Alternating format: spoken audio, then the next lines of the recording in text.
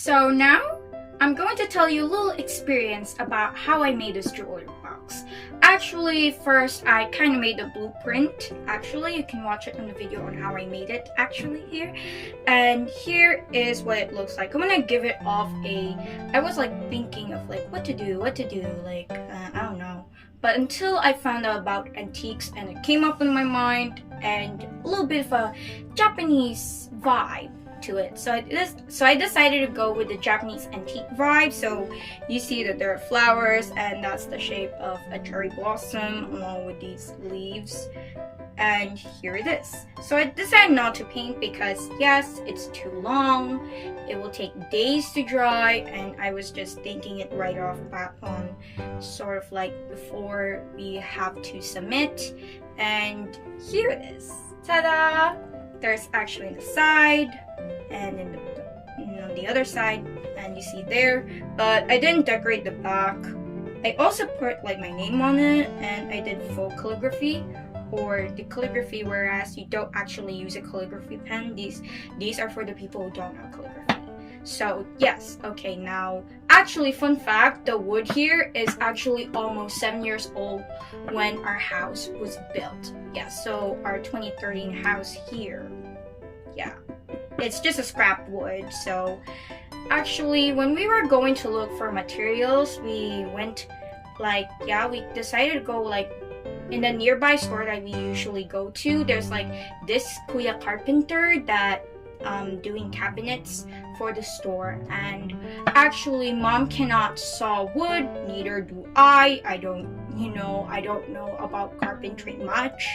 I don't know anything about carpentry, and it kind of requires tools and carpentry machines to do the jewelry box. And so we decided to go to Kuya Carpenter after we got the materials, and we asked him the amount of like how much do we have to like do this box. We're actually gonna polish it at first, but we decided to make it that but he actually volunteered to make this for us, and we asked him how much and he said anything, that's okay. And actually Kuya Carpenter remind me so much of my lolo, who would be right off the bat gonna go get materials for me once I have projects.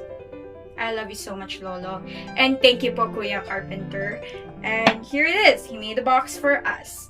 Okay, so be careful with this box. That's why I'm holding it like in the side, because the underneath had some rough fibers, and I actually got myself injured a bit. Hold on. I got myself injured a little bit by some of the fibers going on through the skin of my index finger, and yes, it was hard to take out. Most importantly, the fact that it ached a lot. But actually, when we got it out, it kind of felt better. Yeah, so okay, now let's go back to how I made this jewelry box. So we decided to come back, get the jewelry box, and then we decorated using these wooden blocks from a broken native placemat. Actually, oops, here they are. Voila! Yeah, they're from a broken native placemat. Isn't it cute? And actually in the blueprint decoration it was meant to be 9, but I kind of got myself in the wrong size and it actually went 7 right off the bat. Actually, the blueprint has still a little bit of space left because I couldn't put that because I want to make them the same size, until I realized that 7 is actually like perfect and perfectly fitted. So I put it here, but I didn't put the back and the top, and there you go. I actually got help from my dad, who was busy at work with these screws, with screwing these hinges, so you know it can have a lid. And here you go. Voila! And actually there's actual jewelry in the box. Yeah, there's actual jewelry in the box.